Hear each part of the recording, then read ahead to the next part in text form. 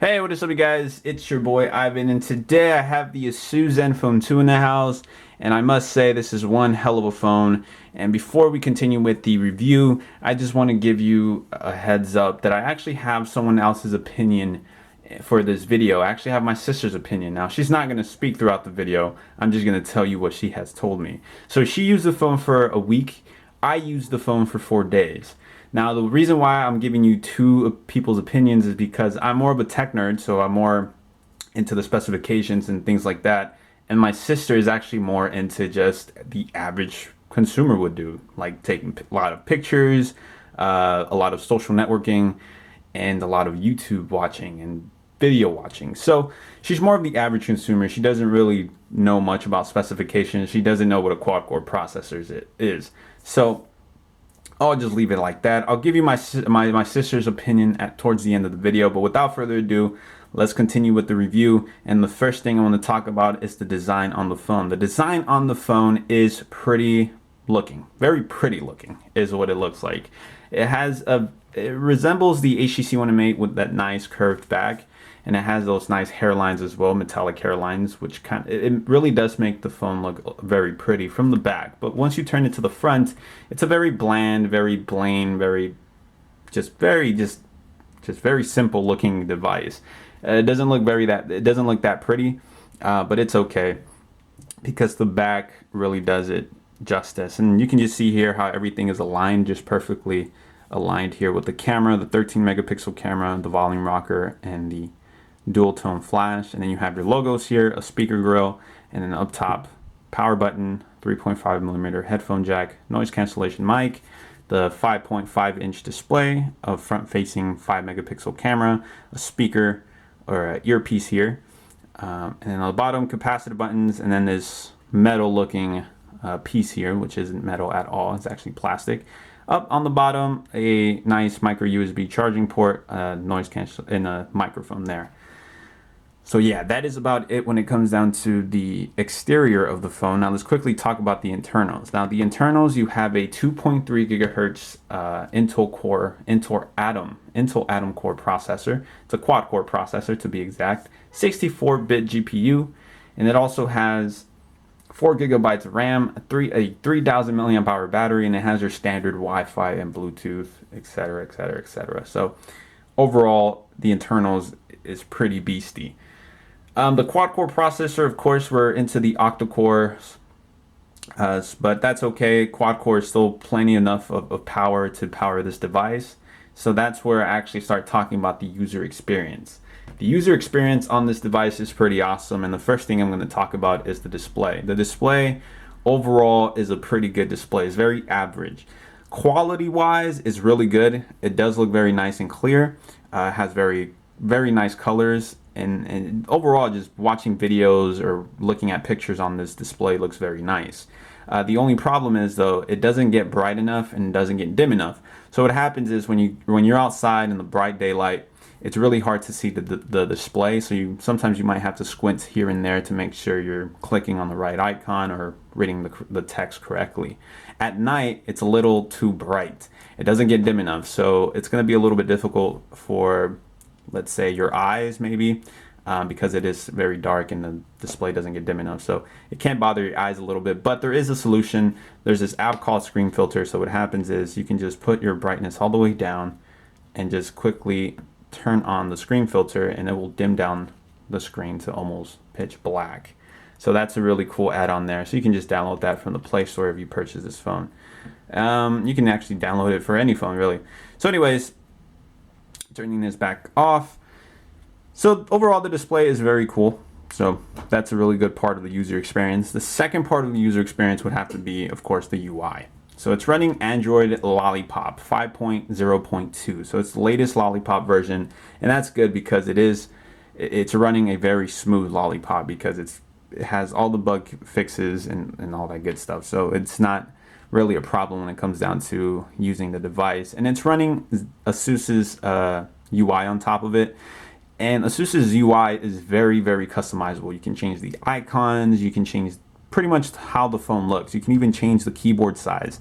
And this is the one that comes pre-installed. So you can see here I have a normal size keyboard, But for my sister, because she has smaller fingers, and let's say she wants to use it for one-handed, because she usually likes to use it one-handedly, you can easily adjust that with keyboard height, so you can put that to short. And if you have bigger fingers, you can, again, adjust that to tall.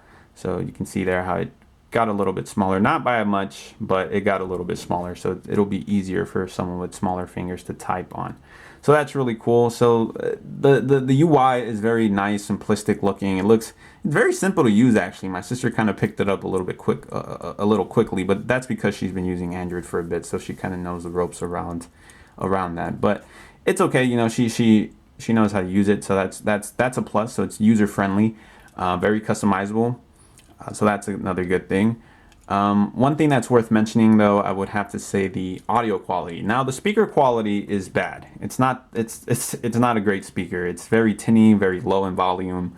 But when it comes down to plugging in your headphones and actually using the music application that comes with it, it's a great experience. The audio experience is really great. Navigating to your songs, to different artists, to genres, etc., is very easy to use at a very simple layout. You can easily click favorites. So if you have a favorite song, you can just click on it and you can log into the Asus account. So it'll sort of recognize all the music that you liked. So like, let's say you swap your memory card to a different phone or to a different Asus phone, it'll just easily log into the Asus account and it'll know which songs you liked before. So that's really cool. It keeps all the database. So that's really cool, like I said, and that's just something worth mentioning. Another part of the user experience is the camera. So the camera is a big factor, because without a great camera, the smartphone is pretty much dead. It's not really a really good smartphone. So let me quickly launch the camera app. And you can see the layout is very simple looking. You can easily take a picture, which takes a little bit long. So the shutter speed isn't quick. You can easily shoot a video. And I like this layout. I like this layout because it's really quick and easy. You can easily take a picture and shoot a video at one mode. There isn't separate modes. There isn't a mode where you have to switch to video, to camera, etc., etc., etc. It's just all in one place. Not only that, but it's very easy to change your modes. It's right here, literally right here on the top of on the bottom of my thumb. So you can just easily click that, and you have all these modes that you can use. Now, the modes that I used mostly throughout the whole time of my 4 days using this device was super resolution, which worked amazingly, I must say. I will show you some samples in just a sec. And wow, it's just great, you guys. It really does take very good pictures, and it's very sharp, very detailed looking. So when you zoom in to a picture, it looks very detailed. And like I said, I'll crop some pictures in just a sec so you guys can see what I'm talking about. So that's really cool on their part. And of course, the other mode was manual mode. That one's a really cool mode. The low light mode isn't great. It lowers the resolution to 3 megapixels. So when it comes down to just quality, it just looks very grainy, very bad. It's not a really good low light camera, but it's okay. It's decent. It's a $300 smartphone. So what do you expect? Anyways, video quality on this device is pretty bad. I don't enjoy the video quality. Again, I will upload a video separately so you can kind of get to see what I'm talking about. It's very jittery. It's not stable. It doesn't have OIS, so that's a big factor there. But it's 1080p. You can record up to 1080p. You can record to 720p, and that actually has a mode where it sort of video stabilization. So if you turn that on, the resolution is set to 720p. So that's the only problem there. But yeah, I'd rather just have 1080p. Do you want to close the camera? No, I don't. So anyways, so yeah, the video quality is very decent, below decent. So it's all right. It's all right. It'll get the job done, but it won't wow anyone. It'll just get the job done. So that's the only thing there. Now I'm going to show you a quick sample of a selfie that my sister took, and she's a big fan of selfies, so she loves taking selfies. So she loves using this 5 megapixel wide angle lens camera here. What's really cool about the front facing camera is that you can fit a lot of people into one shot, so that's really cool. So that's her right there. You can see there's a lot of detail when it comes down to the front facing camera. Now if you zoom in a little too much, you'll start noticing a little bit of grain, a little bit of noise, but you adjust it to the right zoom and the picture just still looks very clear, very accurate. The colors look very nice. overall, the front-facing camera performs really well. So if you're a big fan of selfies, you know that'll be a good thing. Anyways, let's close the camera because this phone is about to die supposedly. Anyways, you could put a T-Mobile SIM card on here, an AT&T SIM card, you'll be fine. So that's cool. The other thing I quickly want to talk about is gaming. Now, the gaming experience on this device is pretty good. It's very fluid, actually. So I'm actually playing this game called Counter Spy. This is a very high-intensive graphical game, and it performs really well. You can see there how the graphics look very nice. It doesn't jitter, doesn't stutter. Overall, it's just a very nice gaming experience. It really is. I mean, for $300, you have a 64-bit GPU, so it performs very well when it comes down to gaming. Video playback also is very well. It's very smooth, very clear. I mean, the processor is just very nice on this phone. So gaming experience is really nice. So that's another part of the user experience. So overall, the user experience on this device is pretty great. And before I leave off, I should just give you some sample pictures right now. So as you can see here, this is just the samples that I have taken already. Just overall, the picture quality is really cool. It's a very nice color to it. This is actually a super resolution mode photo here. Just look at how much detail you can get off just that mode, off a 13 megapixel shot. This is just another shot here just to show you how that looks. HDR mode to show you how that looks as well. Looks pretty nice. This is another super resolution photo here. You can see there how there's so much detail to the photo. Really cool. So as you can see there, the pictures do look very nice. So overall, just the camera experience is really great. I like the picture quality. It's a 13 megapixel camera.